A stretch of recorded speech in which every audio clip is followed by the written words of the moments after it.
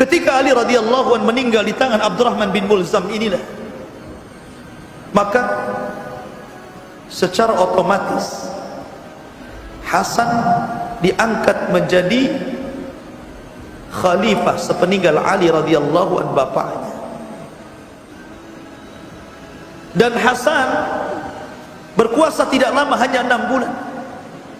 Karena ketika Hasan ini dibaiat, muncul pergerakan yang pernah terjadi di zaman bapaknya, di mana kubu Muawiyah yang ada di Syam bangkit lagi, dan orang-orang yang memiliki loyalitas tinggi kepada ayahnya Ali bin Abi Thalib, akhirnya mereka berbaiat kepada Hasan, dan hampir terjadi peperangan kembali antara kubu Hasan dan kubu Muawiyah. Sudah berhadap-hadapan, perang seperti yang pernah dilakukan dan terjadi di zaman ayahnya Ali bin Abi Thalib. Melihat gelagat seperti ini, Hasan tidak mau ada yang tertumpah darah. Akhirnya Hasan kemudian datang kepada Muawiyah bin Abi Sufyan, menyerahkan kekuasaannya dan mengatakan, "Ya Muawiyah, sebaiknya anda yang menjadi raja dan biarlah kami jadi rakyatnya, tapi jangan ada pertumpahan darah di sini." Shadaqan Nabi sallallahu alaihi wasallam, benar apa yang disabdakan Rasul. Oh, di antara cucuku ada yang akan mendamaikan dua kekuatan besar yang akan saling membunuh di antara keduanya. Dialah Hasan ibnu Ali. Mendamaikan kekuasaan, sehingga tahun perdamaian, tahun tersebut disebut tahun perdamaian. Maka karena Hasan sudah menyerahkan kekuasaan kepada Muawiyah dan dia berbaiat langsung kepada Muawiyah, Hasan tidak pernah keluar dari baiat Muawiyah.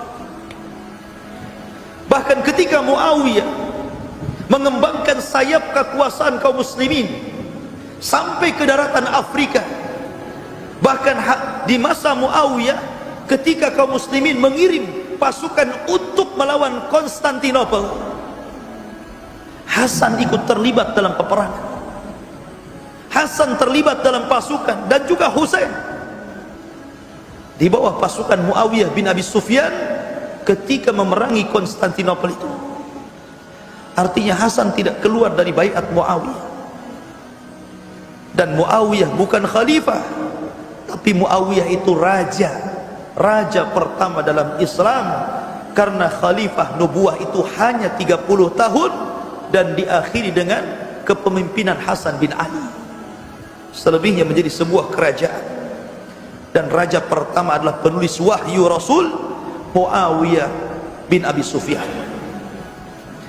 Ma'asyiral muslimin yang dimuliakan Allah Azza wa Jalla, terjadi khilaf para ulama tentang kematian Hasan bin Ali ini. Ada yang mengatakan bahwa dia diracun. Meninggalnya Hasan itu karena diracun.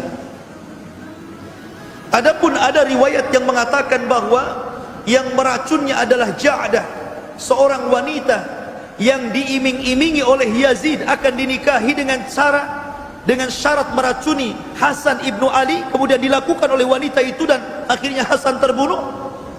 Ini riwayat ini enggak benar. Riwayat ini tidak benar. Tapi riwayat yang sahih, tidak diketahui siapa yang menuangkan racun itu.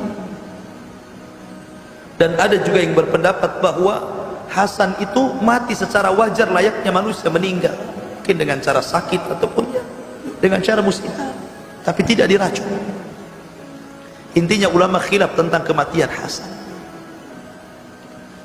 Ma'asyiral muslimin yang dimuliakan Allah Azza wa Jalla, ketika Muawiyah bin Abi Sufyan meninggal dunia, kemudian Muawiyah mewasiatkan kepada anaknya Yazid bin Muawiyah untuk menjadi pemimpin sepeninggalnya. Tentu ini kesalahan Muawiyah. Bagaimanapun asal mencari pemimpin bagi kaum muslimin bukan seperti itu, tapi diserahkan ke Dewan Syura. Ke Dewan Syura diserahkan kepada pakar-pakar, biar mereka yang memilih siapa yang layak menggantikan untuk menjadi pemimpin kaum muslimin sepeninggal Muawiyah. Bukan Muawiyah memberikan kepada Yazid putranya, tapi Muawiyah berijtihad bahwa Yazid layak untuk menjadi pemimpin sepeninggalnya. Padahal hukum asal itu diserahkan kepada Dewan Syura, dan Dewan Syura melihat bahwa banyak orang-orang yang jauh lebih hebat, jauh lebih mulia dibandingkan Yazid putra Muawiyah. Di antaranya adalah Abdullah bin Zubair, kemudian juga Abdullah bin Umar. Bahkan Husain sendiri adalah orang yang paling layak menggantikan Muawiyah, karena tidak ada orang yang lebih mulia melebihi Husain kala itu. Tapi karena Muawiyah sudah mewasiatkan kepemimpinan kepada Yazid, maka orang-orang hanya bisa gigit jari melihat Husain tidak dibaiat dan menjadi khalifah. Disinilah permulaan fitnah terjadi. Ma'asyiral muslimin yang dimuliakan Allah Subhanahu wa taala, ketika Yazid ibn Muawiyah, antum tahu Muawiyah tidak punya anak kecuali satu, Yazid bin Muawiyah. Alasan mandulnya Muawiyah dan tidak punya anak kecuali Yazid, karena setelah punya anak Yazid, dia ditusuk oleh orang Khawarij. Tusukannya kemudian mengakibatkan kemandulannya, karena dokter mengatakan engkau tidak punya anak lagi. Akhirnya kemudian dia pun tidak punya anak kecuali satu, Yazid bin Muawiyah. Setelah kemudian Muawiyah bin Abi Sufyan menyerahkan kekuasaan, mewasiatkan kekuasaannya kepada Yazid, banyak kaum muslimin yang tidak setuju. Banyak yang berontak hati mereka, kenapa Yazid? Kenapa tidak Husain saja? Termasuk hampir sebagian besar penduduk Kufah mencintai Husain dan menginginkan Husain menjadi khalifah sepeninggal Muawiyah bin Abi Sufyan. Tetapi apalah daya, Yazid sudah diangkat menjadi pemimpin sepeninggal ayah. Akhirnya kemudian penduduk Irak dan Kufah, setiap rumah mereka mengirim surat. Dilayangkan surat itu, setiap hari mereka mengirim surat dari Irak menuju Madinah. Setiap hari datang surat. Isi surat itu meminta Husain agar datang ke Kufah, karena seluruh orang Irak dan Kufah sudah membaiat Husain. Akhirnya Husain pun terpengaruh dengan surat-surat yang banyak itu. Tapi untuk memastikan bahwa orang-orang Kufah dan Irak itu jujur hati mereka, menghendaki bahwa Husain menjadi khalifah bagi mereka dan merebut kekuasaan Yazid, akhirnya Husain pun mengutus anak pamannya, namanya Muslim ibn Aqil. Diutus oleh Husain, ya Muslim, idhab ilal Kufah, berangkat ke Kufah, pastikan betul tak surat-surat itu. Berangkatlah Muslim bin Aqil ke Kufah. Subhanallah, tidak ada satupun rumah di Kufah kecuali mereka menghendaki Husain menjadi pemimpin mereka. Artinya surat itu bukan surat bodoh, surat betulan, karena orang-orang Kufah sangat cinta dengan Husain. Rupanya Muslim bin Aqil akhirnya karena melihat adanya kepastian di Kufah, dia pun melayangkan surat agar dihantar kepada Husain yang ada di Madinah, agar Husain segera datang menemui orang-orang Kufah dan Irak. Mereka siap membaiat dan merebut kembali tahta yang telah dikuasai Yazid bin Muawiyah. Berangkat Husain itu. Namun sebelum Husain sampai di Kufah, rupanya Yazid bin Muawiyah mendengar gelagat adanya pemberontakan di Kufah itu. Diutuslah orang kepercayaannya, namanya Ubaidillah ibn Ziyad, orang yang zalim, orang yang jahat, orang yang fasik. Diutus Ubaidillah ibn Ziyad untuk mengawasi Kufah. Berangkat Ubaidillah ibn Ziyad ke Kufah. Rupanya benar bahwa orang-orang Kufah siap berbaiat kepada Husain. Pulanglah kemudian Ubaidillah ibn Ziyad melaporkan kepada Yazid. Akhirnya kemudian Yazid mempercayakan Ubaidillah ibn Ziyad ini untuk melindungi Kufah agar jangan sampai mereka lepas baiatnya dari Yazid, jangan sampai mereka memberontak. Dibawanya pasukan yang besar. Kemudian rupanya di Kufah tiba-tiba Muslim bin Aqil menyemangati orang-orang Kufah untuk melawan. Bangkitlah 4.000 anak-anak muda Kufah dipimpin Muslim bin Aqil hendak melawan tentara Abu Ubaidillah ibn Ziyad, utusan Yazid bin Muawiyah ini. Melihat orang-orang Kufah bangkit, akhirnya mundurlah pasukan Ubaidillah ibn Ziyad ini dan melaporkan kepada Yazid, kemudian bersiasat lain. Yang tadinya Yazid mengirim pasukan, sekarang tidak, mengirim harta yang banyak.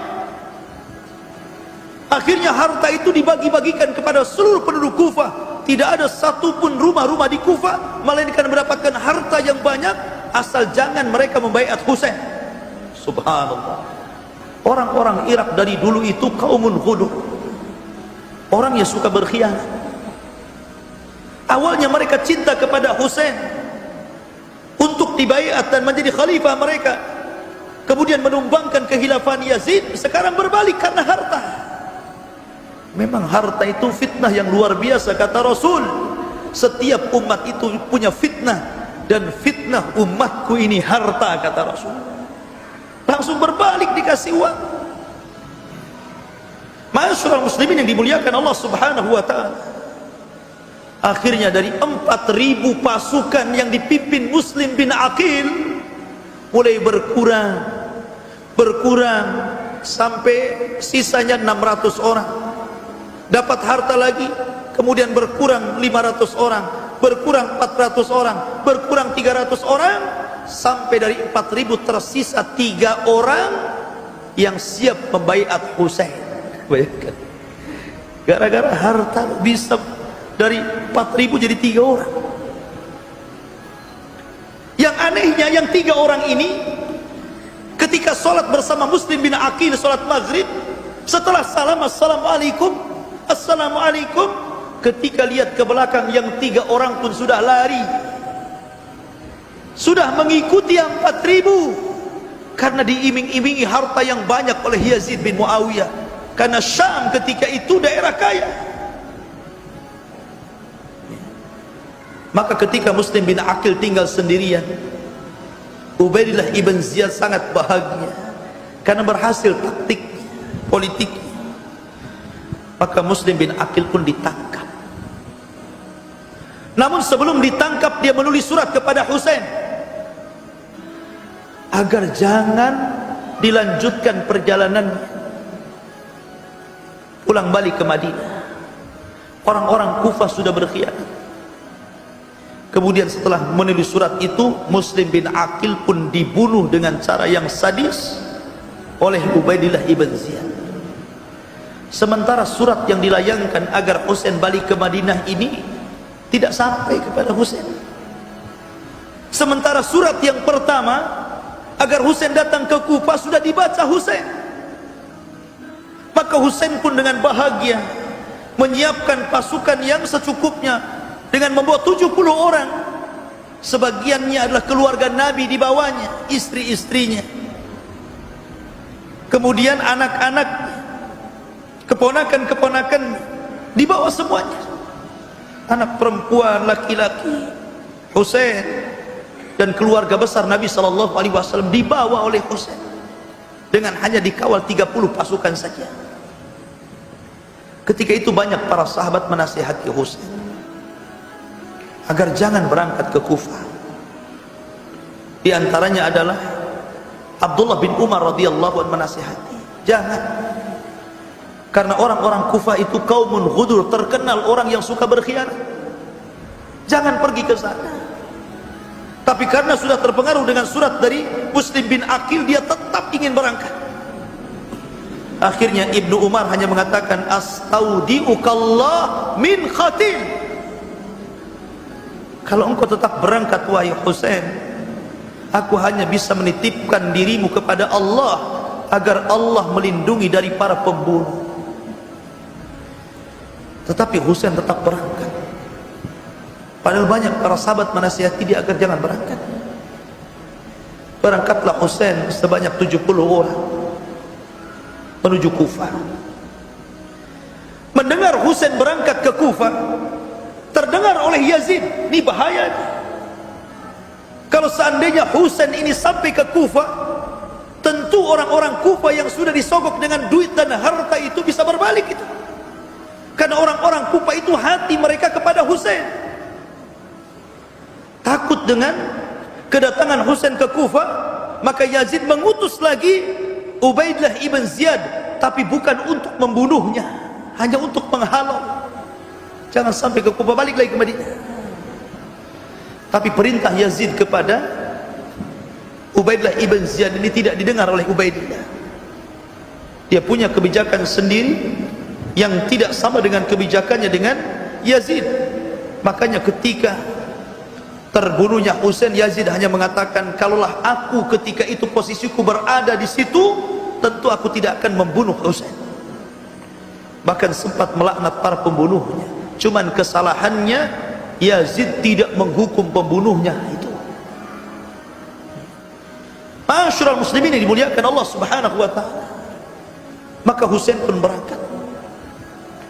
Ketika itu Ubaidillah ibn Ziyad mengutus 5.000 pasukan. Anda bisa bayangkan 5.000 pasukan melawan 70 orang. 70 orang itu pun separuhnya keluarga Nabi, perempuan, anak-anak, orang-orang lemah. Hanya 30 orang saja prajurit yang mungkin bisa bertempur. Tidak imbang ikhwan, 70 lawan 5.000. Yang 5.000 ini dibagi dua. Pertama 1.000 dulu diutus, dipimpin oleh Al-Hur ibn Yazid At-Tamimi. Ketika 1.000 pasukan ini berjumpa dengan Husain yang tadinya hendak menyerang Husain, tapi Hur melihat kemuliaan keluarga Nabi tidak jadi menyerangnya. Justru mengatakan kepada Husain untuk kembali ke Madinah. Balik lagi kamu, jangan ke Kufah. Berusaha melindungi. Minimalnya jauhi Kufah, kalaupun tidak pulang ke Madinah. Akhirnya Husain pun berusaha untuk menjauh Kufah. Allah takdirkan yang 4.000 pasukan itu tiba-tiba datang, dipimpin langsung oleh Ubaidillah ibn Ziyad. Ma'asyiral muslimin, maka di hadapan Husain ada 5.000 pasukan. Akhirnya kemudian Husain melihat gelagat yang tidak baik. Dia hanya bicara kepada mereka dengan 3 permintaan saja. Pertama, biarkan aku pulang ke Madinah, atau aku ingin tinggal di Thugur, di perbatasan, biar aku meninggal di situ, atau biar aku datang ke Khalifah Yazid dan akan berunding. Tapi Ubaidillah ibn Ziyad mengatakan tidak. Di tempat ini keputusanlah keputusanku, bukan keputusan orang lain. Maka Yazid berusaha untuk membujuk Husain tunduk kepada Yazid, untuk membaiat Yazid, karena tahu Husain tidak mau membaiat Yazid. Tapi Husain menolaknya. Dari sinilah karena Husain menolak, dipaksa untuk berbaiat. Tiba-tiba seseorang yang namanya Syamar ibn Di Jawsan, seorang fasyik, orang yang jelek, tiba-tiba dia menyerang pasukan Husain. Padahal ketika itu Husain meminta 1 malam untuk memikirkan apa yang dikehendaki oleh Ubaidah agar berbaiat kepada Yazid. Di malam tanggal 9 Muharram itu, seluruh keluarga Nabi SAW berada di tenda, dikepung oleh pasukan. Husain hanya bisa tawakal kepada Allah Azza wa Jalla. Dia pun menghabiskan semua malamnya untuk tahajud. Dan seluruh keluarga Nabi yang ada di tenda pun menghabiskan malam-malamnya untuk tahajud dan berdoa kepada Allah Subhanahu wa taala. Tepat pada tanggal 10 Muharram, tiba-tiba mereka diserbu. Tidak ada satupun jiwa kecuali mati. Dan semuanya keluarga Nabi sallallahu alaihi wasallam. Di antara keluarga Nabi sallallahu alaihi wasallam yang meninggal itu disebutkan nama-namanya. Di antaranya adalah anak-anak Ali bin Abi Thalib radhiyallahu anhu. Abu Bakar bin Ali meninggal di situ. Muhammad ibn Ali meninggal di situ. Utsman ibn Ali meninggal di situ. Ja'far ibn Ali meninggal di situ. Al-Abbas ibn Ali meninggal juga di situ. Kemudian anak-anak Husain, Abu Bakar bin Husain meninggal di situ. Umar bin Husain meninggal di situ. Utsman bin Husain meninggal di situ. Ali Akbar bin Husain meninggal di situ. Abdullah bin Husain meninggal juga di situ. Termasuk anak-anaknya Hasan. Abu Bakar bin Hasan meninggal di situ. Umar bin Hasan meninggal di situ. Abdullah bin Hasan meninggal di situ. Qasim ibn Hasan meninggal di situ. Kemudian anak-anak daripada Uqail, Ja'far bin Uqail meninggal di situ. Kemudian Abdullah ibn Uqail, Abdurrahman ibn Uqail, Abdullah ibn Muslim ibn Uqail, semua keluarga Uqail meninggal di situ. Keluarga Uqail keluarga Nabi. Termasuk anak-anak Abdullah bin Ja'far, Aun dan Muhammad. Dan juga termasuk anak paman daripada Husain, Muslim bin Aqil yang lebih dahulu dibunuh oleh Ubaidillah ibn Ziyad. Berapa tuh keluarga Nabi meninggal di situ? Istri-istri dan anak-anak keluarga Nabi semua meninggal di Karbala. Ketika Husain bin Ali sampai di negeri itu, bertanya kepada orang, ini negeri apa namanya? Maka orang-orang mengatakan Karbala ya Husain. Maka orang-orang mengatakan, maka di sini akan terjadi karbun wabala. Karbun wabala disingkat menjadi Karbala. Di tempat inilah Husain dibantai. Keluarga Nabi dibantai. Seluruh cucu cicit Nabi sallallahu alaihi wasallam dibantai. Ma'asyiral muslimin yang dimuliakan Allah Subhanahu wa taala. Dan yang lebih menyedihkan adalah kepala Husain dipisahkan dari badan. Kemudian kepala itu dibawa ke hadapan Ubaidillah ibn Ziyad. Ketika itu Ubaidillah ibn Ziyad sedang membawa tongkat. Kemudian dihinakan kepala itu dengan dipukul-pukul dengan tongkatnya. Subhanallah. Cucu Nabi sallallahu alaihi wasallam, pemimpin para pemuda di sorga, dihinakan oleh Ubaidillah ibn Ziyad sampai dipukul-pukul dengan tongkatnya. Sampai Anas bin Malik yang ketika itu sudah tua renta melaknat Ubaidillah karena telah menghinakan kepala Husain, orang yang merupakan kekasih kita kaum muslimin, keluarga Nabi sallallahu alaihi wasallam, cucu tercinta Nabi sallallahu alaihi wasallam. Tapi apalah daya Anas bin Malik yang sudah tua, hanya bisa melaknat dan mendoakan buruk kepada Ubaidillah ibn Ziyad. Ma'asyiral muslimin yang dimuliakan Allah. Tapi Yazid ketika mendengar ini, dia marah. Kenapa aku tidak menyuruh membunuh, kenapa dibunuh? Bahkan kenapa sampai dihinakan? Sehingga dia mengatakan, kalau aku berada di posisi dia, aku tidak akan bunuh dia. Kemudian Yazid mulai melaknat orang yang membunuhnya. Ma'asyiral muslimin yang dimuliakan Allah Subhanahu wa taala. Maka peristiwa ini dalam sejarah disebut dengan peristiwa Karbala, karbun wabala. Sebuah tragedi yang sangat menyedihkan. Semua keluarga Nabi dibantai di tempat ini.